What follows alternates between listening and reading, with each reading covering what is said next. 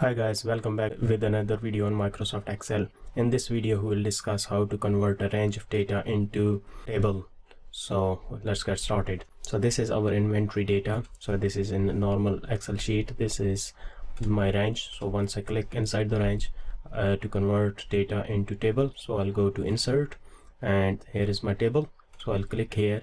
So my range is selected because my active cell was inside my data range, and it's asking if my table has a header. So it has a header, so that is in the range.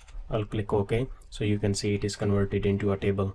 So it has adopted the default formatting, plus you can see automatically filters are applied, so you can use filters.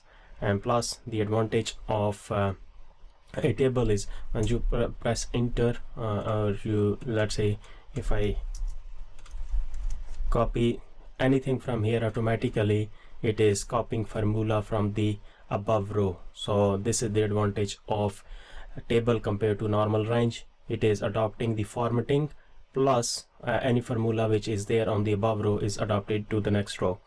And yeah, this is how you can convert your range to a table.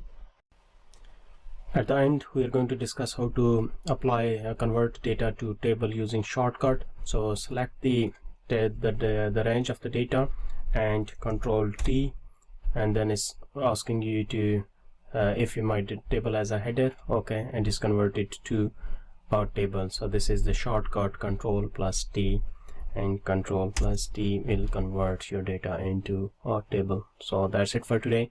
If you have any question related to Microsoft Excel, please leave in the comments. I will get back to you. That's it for today. Catch you later. Thank you. Bye bye.